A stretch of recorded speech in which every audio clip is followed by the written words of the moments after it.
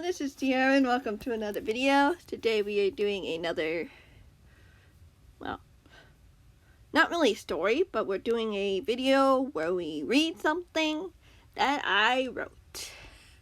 Yeah, let's just call it that, read something that I wrote. Basically, this is like a project I've been working on for school, but it originally was inspired by a fellow YouTuber and speaker. And yeah, I'll link their channel in the description below, but I won't say who they are quite yet because I want you guys to figure it out. Even though you can look at the description and figure it out yourself, but you'll know who it is when we get there. Anyway, all the works cited page stuff is I could probably put them in the description. I probably will put them in the description, but they will be on the bottom, so yeah. They will probably be on the bottom of this document. They will most likely be in the bottom of this document.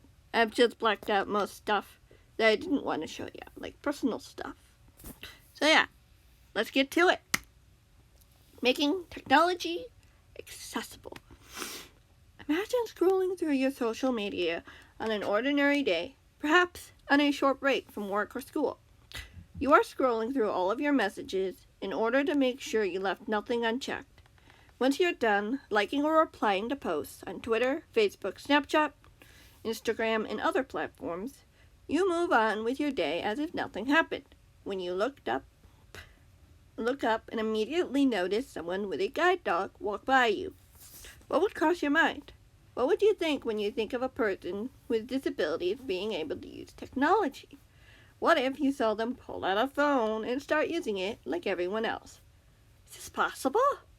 Yes, in fact, it is possible.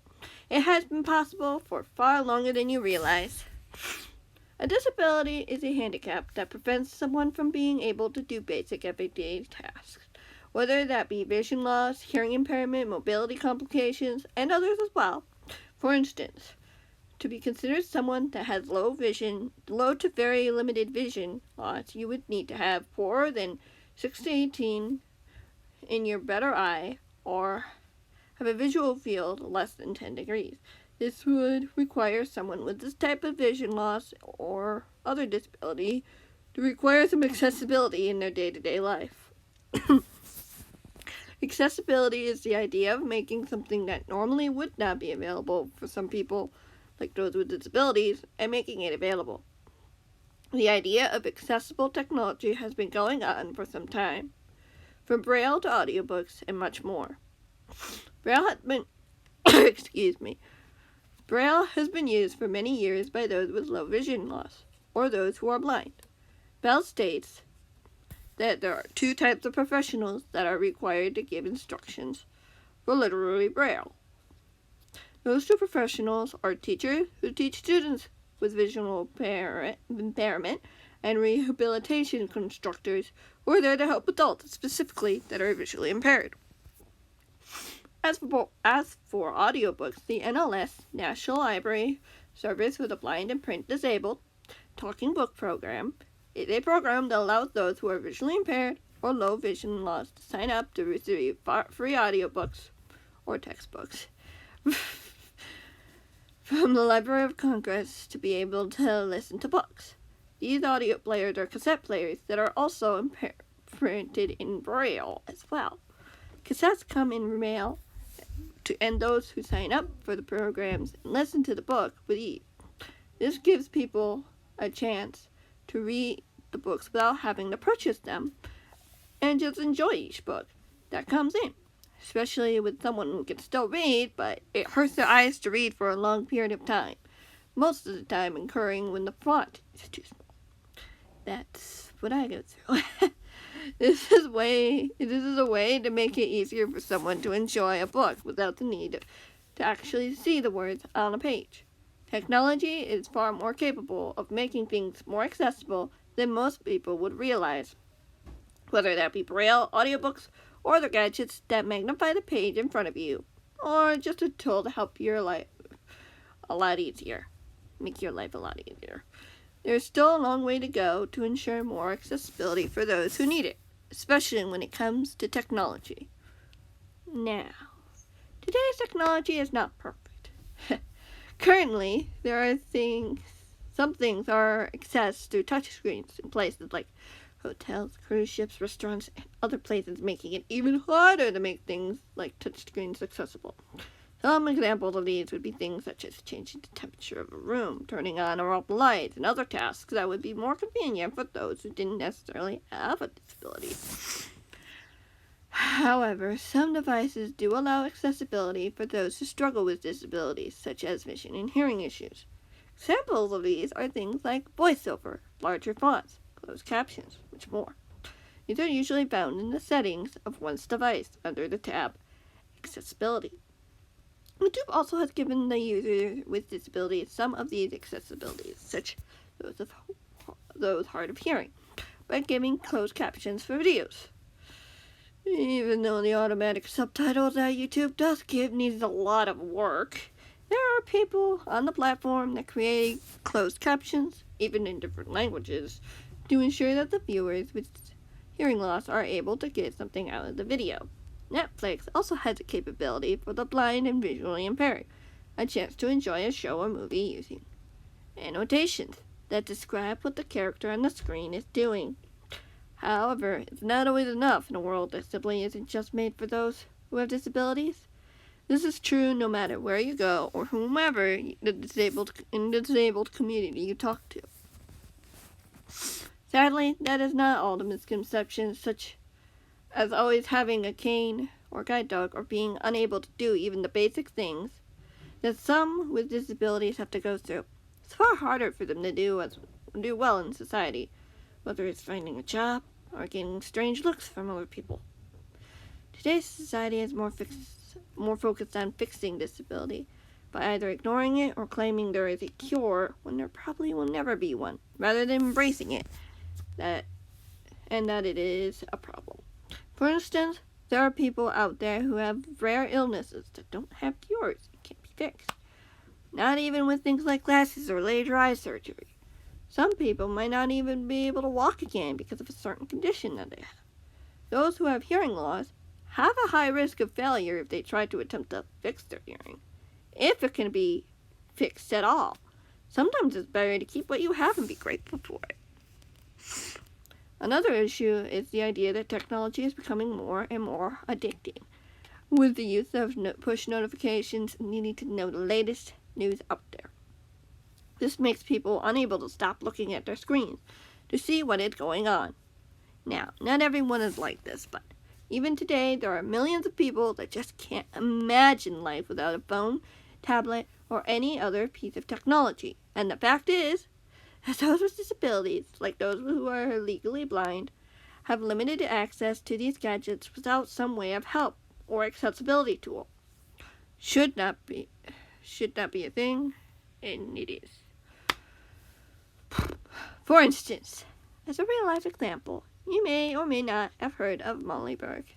She is a professional speaker and advocate for those with a disability, and has a disability as well. She is legally blind and brings a guide dog named Gallop around with her pretty much everywhere with her, regardless if she's speaking or hanging out with friends at a restaurant or calling for an Uber. The definition of a service dog, based on the ADA, Americans with Disabilities Act of 1990, a service dog or service animal is that they are individually trained to work or perform tasks for people with disabilities. Such examples that were included in the document were guiding people who are blind or visually impaired, alerting people who have hearing loss or are deaf, and even pushing a wheelchair. They can even alert people who have low blood pressure or an epileptic seizure so that they can do what they need to and get to a safe place in time. Those are only a few examples that these dogs are capable of doing. The document also describes regulations on where the service dog or guide dog can go and what they can or can't do. These rules were set to help people know the rules when it comes to these types of dogs, even though most of the time, fortunately, people don't follow them, often claiming that they are either scared or allergic to the service dog. This is not a proper excuse. Based on the document, It should not be what hinders a disabled person from allowing their service dog to do his or her job. Service dogs, like Gallup, have been around for almost a century. In the 1930s, there were service dogs for the blind, and later, in the 1960s, trainers began to teach them these special dogs to help other people with hearing, mobility, and other disabilities that normally would hinder their owners from living a normal life. This is perhaps one of the easiest ways for these disabilities, such as vision, hearing, or mobility loss, could navigate the world before technology became such a big thing. Now, imagine 20 to 40 years ago, before technology was a thing, and the idea of accessibility was deemed near impossible. What would someone like Burke be able to do at a time like that? Probably not much at all. She still would have Gallup, who is still important to her now as he has ever been, whether 50 years ago or this present day. However, we don't live in a time where technology doesn't exist. In fact, the exact opposite. We live in a time when technology is thriving, making most people's lives easier, and giving an open opportunity to make places and things even more accessible to those who have disabilities than it has been ever before. However, it also makes it harder for those with disabilities at times to get these opportunities because of the media and other means.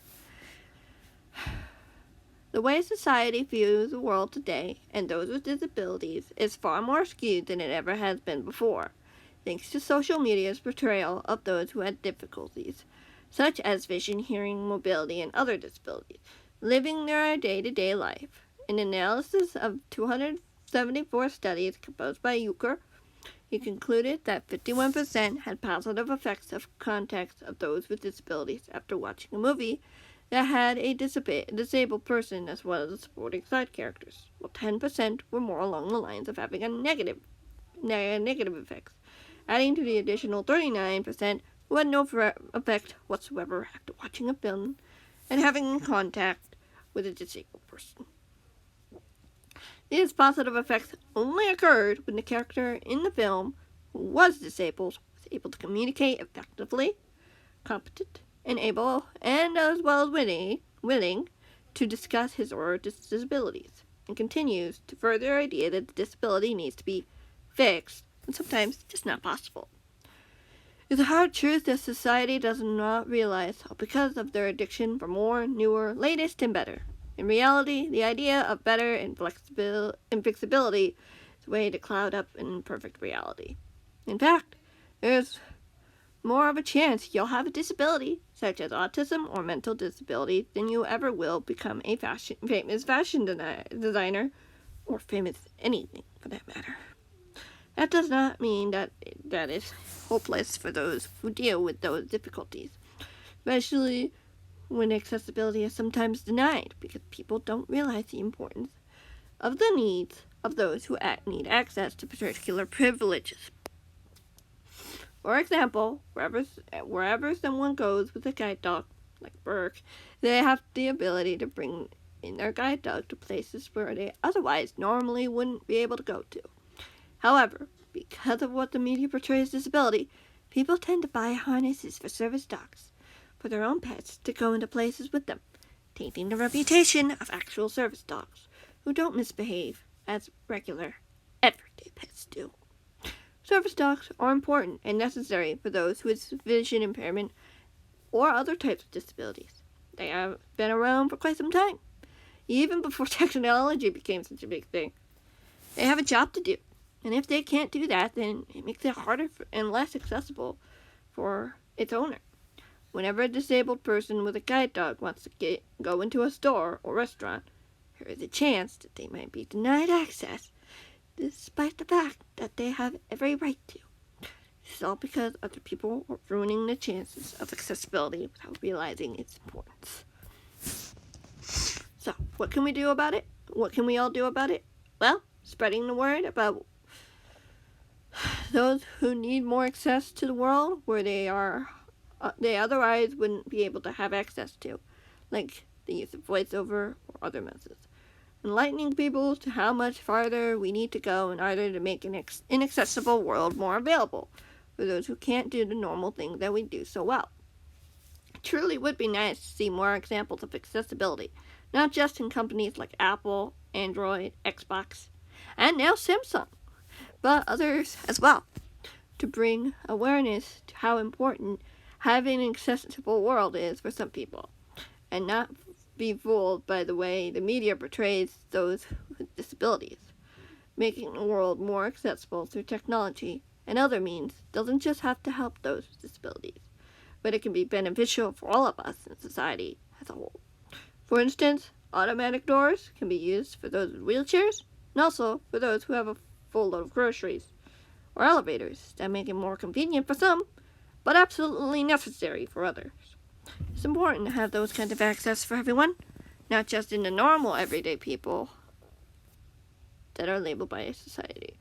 Accessibility makes opportunity more of a reality in a world that just isn't made for those who have to deal with one or more disabilities. And here's my work cited.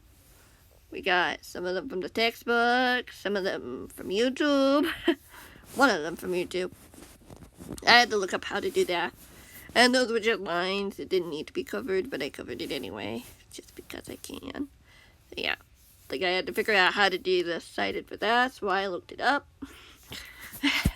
So yeah, this is the whole document. I hope you guys enjoyed it.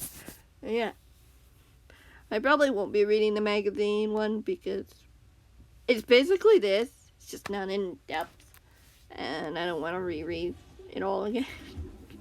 Because I'm just fine reading it like this. And yeah. I'll basically share this whenever I get the chance.